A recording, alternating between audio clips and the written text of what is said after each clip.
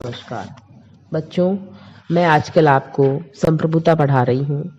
मैंने पूर्व में संप्रभुता का अर्थ, उसके लक्षण, उसके विभिन्न प्रकार आदि के बारे में आपको बताया है। आज मैं आपको ऑस्टिन का संप्रभुता सिद्धांत के बारे में बताऊंगी। बच्चों, आपको पता है कि संप्रभुता पर जीन बोंदा, ग्रेशियस, विलोबी आदि विचारकों ने अपने विचार प्रकट किए हैं, किंतु संप्रभुता के वैधांतिक सिद्धांत का सर्वोत्तम विश्लेषण जॉन ऑस्टिन ने ही किया है। जॉन ऑस्टिन ने 1832 में प्रकाशित अपनी पुस्तक विधान शास्त्र पर व्याख्यान में संप्रभुता के सिद्धांत का विश्लेषण किया था। ऑस्टिन हॉब्स और बेंथम के विचारों से बहुत अधिक प्रभावित थे। उनका विचार था कि उच्चतर द्वारा निम्नतर को दिया गया आदेश ही कानून होता है। इसी विचार के आधार पर ऑस्टिन ने संप्रभुता की धारणा का प्रतिपादन किया। उन्होंने कहा, कोई निश्चित उच्च सत्ताधारी मनुष्य जो स्वयं किसी वैसे ही उच्च सत्ताधारी के आदेश पालन का अभ्यस्त न हो, यदि मनुष्य समाज के बड़े भाग से स्थायी रूप में अपने आदेशों का पालन कराने की स्थिति में हो, तो वह उच्च सत्ताधारी मनुष्य उस समाज में संप्रभु होता है और वह समाज उस उच्च सत्ताधारी मनुष्य सहित एक राजनीतिक व स्वाधीन समाज अर्थात राज्य होता है। बच्चों, ऑस्टिन के ये जो संप्रभुता संबंधी विचार है, इनके विश्लेषण करने पर हमें संप्रभुता की बहुत सारी विशेषताएं हमारे सामने प्रकट हो जाती है, जो कि निम्न है। जैसे कि प्रत्येक स्वतंत्र राजनीतिक समाज अर्थात राज्य में आवश्यक रूप से कोई व्यक्ति समूह संप्रभु होता है। प्रत्येक राजनीतिक समाज में प्रभुत्व शक्ति उसी प्रकार अनिवार्य है जिस प्रकार पदार्थ के किसी पिंड में आकर्षण केंद्र का होना अनिवार्य है। संप्रभु किसी एक मानव या मानव समूह के रूप में हो सकता है, किंतु यह आवश्यक रूप से निश्चित होना चाहिए।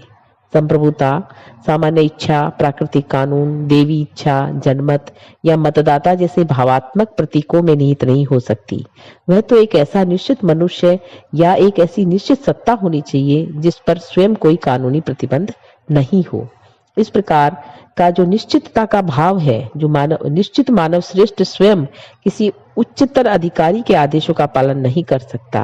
उसकी इच्छा सभी व्यक्तियों और समुदायों से उच्च है और वह प्रत्यक्ष या अप्रत्यक्ष रूप से किसी के भी नियंत्रण के अधीन नहीं हो सकता। प्रभुत्व शक्ति को समाज की बहुसंख्या से पूर्ण आज्ञाकारिता प्राप्त होनी चाहिए। आज्ञाकारिता आदत का विषय होना चाहिए, लेकिन यदा कदा नहीं, यानी हमेशा। ऑस्टिन का विचार है कि संप्रभु अधिकारी के प्रति आज्ञाकारिता स्थिर और निरंतर होनी चाहिए, हमेशा होनी चाहिए।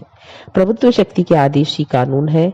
आदेश रूप में आज्ञाओं को न मानने की दशा में दंड का अधिकारी होना पड़ता है। प्रभुत्व शक्ति अविभाज्य है, क्योंकि वह एक इकाई है, इसलिए वह खंडित नहीं हो सकती। प्रभुत्व शक्ति के विभाजन का अर्थ है संप्रभुता का विनाश। मैंने बच्चों आपको पहले भी बताया था कि संप्रभुता जो है वो अविभाज्य है, यानी कि हम संप्रभुता के टुकड़े नहीं कर सकते, जैसे कि बहुलवादी करते हैं कि संप्रभुता राज्य में भी निहित होनी चाहिए, तो राज्य के अंदर जो स्थापित जो संस्थाएं हैं उनमें भी निहित होनी चाहिए। ऑस्टिन भी इसका विरोध करते हैं और उनका कहना है कि संप्रभुता एक इकाई है, इसलिए उसको खंडित नहीं किया जा सकता। प्रभुत्व शक्ति के विभाजन का मतलब होता है संप्रभुता का विनाश। बच्चों, संप्रभुता के इस सिद्धांत ऑस्टिन के द्वारा बताया गया जो सिद्धांत है, इसकी बहुत आलोचना की गई है, क्योंकि ऑस्टिन के द्वारा जो विश्लेषण किया गया है, ये जो सर्वोच्च शक्ति है वो निश्चयात्मक, स्वेच्छाचारी, असीमित, अविभाज्य, सर्वव्यापक और स्थायी है। ऑस्टिन ने संप्रभुता के सिद्धांत की जो व्याख्या की है, उसमें केवल वैधानिक दृष्टिकोण को ही दृष्टि में रखा है।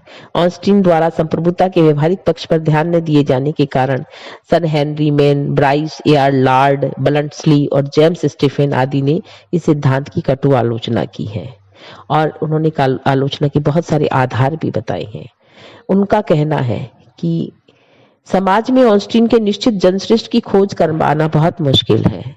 मतलब ऑस्टिन ने ये कहा है कि संप्रभु शक्ति जो है वो निश्चित है, मतलब ये जो है संप्रभुता है वो निश्चित है, मतलब संप्रभुता का जो आज्ञाकारिता का जो भाव है यदा कदा नहीं होना चाहिए, बल्कि संप्रभु अधिकारी के प्रति आज्ञाकारिता स्थिर और निश्चित होनी चाहिए, और निश्चित रूप से एक ही व्यक्ति में या इकाई में वो जो है संप्रभुता निहित है। तो इसके लिए इनका कहना है आलोचकों का कि समाज में ऑस्टिन के जो निश्चित जनश्रेष्ठ की खोज कर पाना बहुत ही मुश्किल है। ऑस्टिन के द्वारा जिस प्रकार के निश्चित संप्रभु की व्याख्या की गई है, व्यवहार में इसे खोजना बहुत मुश्किल हो जाता है। मेन ने अपनी पुस्तक अर्ली इंस्टीट्यूशंस में कहा है कि इतिहास में इस प्रकार के निश्चित जनश्रेष्ठ के उदाहरण नहीं मिलते। उन्होंने कहा है कि पूर्व में अनेक साम्राज्यों में ऐसी कोई चीज नहीं थी जिसे निश्चित उच्चतर सत्ता कहा जा सके। मध्य युग में तो यह भी मानना या यह भी समझना बहुत मुश्किल हो जाता था कि राज्य संप्रभु है या चर्च। सामंतवादी युग में सामंतों की शक्ति भी कम नहीं थी।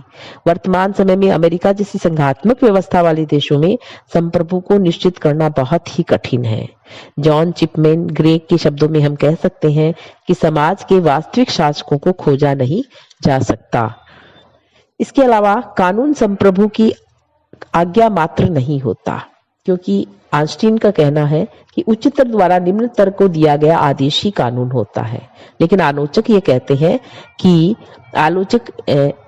हैं कि कानून संप्रभु की आज्ञा मात्र नहीं होता, केवल आज्ञा नहीं होता, यानी कि संप्रभु के आदेश ही कानून होते हैं। ये बात बिल्कुल त्रुटिपूर्ण है।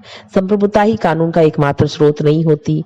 एक स्थान पर कौटिल्य ने भी कहा है कि धर्म, औचित्य, न्याय, पारस्परिक व्यवहार की शर्तें, परंपरागत नियम व प्रथाएं राजा के आदेश कानून के स्रोत होते हैं। आधुनिक विचारधारा के आधार पर भी परंपरागत प्रथाओं, न्याय संबंधी निर्णयों, वैधानिक टीकाओं तथा औचित्य पर आधारित राजकीय व्यवस्थापन को कानून का स्रोत माना जाता है।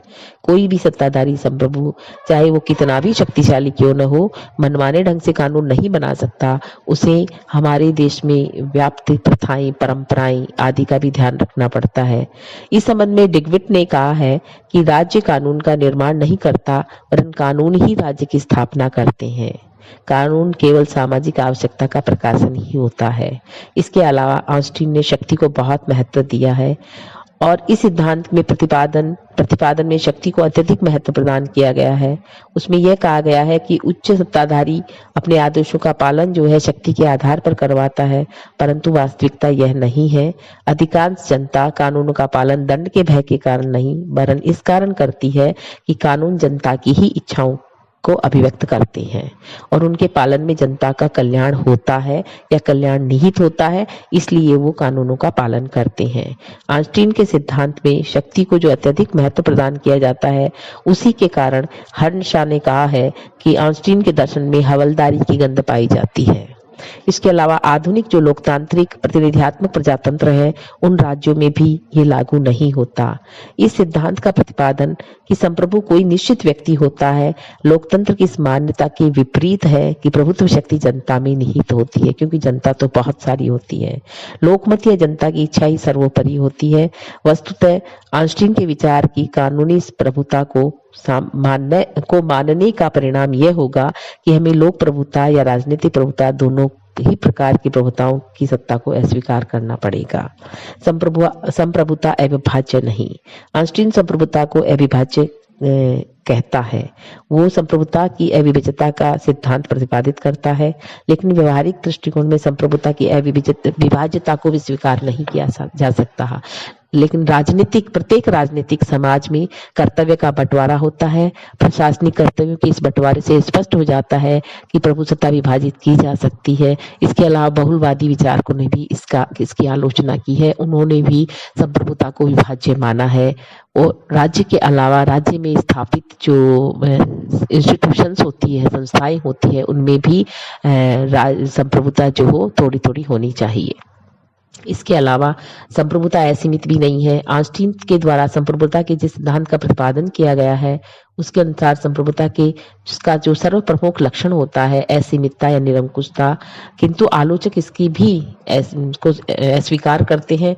उन्होंने संप्रभुता की असीमितता को स्वीकार नहीं किया है। ब्लड्सली कहते हैं कि राज्य अपने समस्त स्वरूप में सर्वशक्तिमान नहीं हो सकता, क्योंकि बाहरी मामलों में वह अन्य राज्यों के अधिकारों से तथा आंतरिक क्षेत्र में स्वयं की प्रकृति और अपने सदस्यों के व्यक्तिगत अधिकारों से सीमित हो जाता है। वास्तव में राज्य की संप्रभु शक्ति पर नैतिक, धार्मिक सिद्धांतों, रीति रिवाजों, परंपराओं का प्रतिबंध होता है और कोई भी संप्रभु इन प्रतिबंधों की अवहेलना करने का साहस नहीं कर सकता। वर्तमान के प्रतिनिधात्मक प्रजातंत्र में तो बिल्कुल भी नहीं। इसके अलावा अंतर्राष्ट्रीयता के अनुरूप भी नहीं बैठता आइंस्टीन का संप्रभुता का सिद्धांत। आइंस्टीन का जो सिद्धांत है वो अंतर्राष्ट्रीय धारणा का भी स्पष्ट उल्लंघन करता है। वैज्ञानिक प्रगति, यातायात और संवाद वाहन के साधनों के विकास ने विश्व के विभिन्न देशों को एक दूसरे के बहुत अधिक समीप ला दिया है। वर्तमान समय में राज्य की संप्रभुता अंतर्राष्ट्रीय कानून और विश्व जनमत से बहुत अधिक सीमित हो जाती है। यद्यपि कानूनी दृष्टि से संप्रभुता पर अंतर्राष्ट्रीय नियमों का कोई प्रतिबंध नहीं होता, लेकिन किसी भी संप्रभु द्वारा विश्व जनमत का विरोध करना भी एक बहुत महत्वपूर्ण बात होती है। विरोध नहीं किया जा सकता या किया जाना भी संभव नहीं है।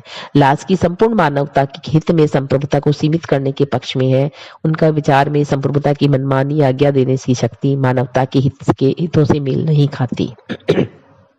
ये सारी आलोचनाएं जो है वो आइंस्टीन के संप्रभुता के सिद्धांत की है, किंतु इसके बावजूद भी हम इतनी आलोचनाओं को देख रहे हैं, सुन रहे हैं, इसके बावजूद भी जो है इनमें से अधिकांश जो आलोचनाएं हैं वो भ्रांति और आइंस्टीन के दृष्टिकोण को न समझने के कारण हुई है। आइंस्टीन ने वैधानिक दृष्टिकोण के आधार पर इस सिद्धांत का प्रतिपादन किया है और इस दृष्टि से यह सिद्धांत नितांत सही भी है। यह सिद्धांत नितांत स्पष्ट और तर्क संगत है और उसके द्वारा किए गए सिद्धांत के इस विवेचन में संप्रभुता के लौकिक और राजनीतिक रूपों की अनिश्चितता निश्चितता में बदल जाती है। गार्नर ने स्पष्ट कहा है कि संप्रभुता की वैधानिक प्रकृति के रूप में आइंस्टीन का सिद्धांत नितांत स्पष्ट और तर्क संगत है और सिद्धांत के प्रति की गई अधिकांश आलोचनाएं भ्रम मिथ्या की धारणा पर आधारित है। धन्यवाद बच्चों।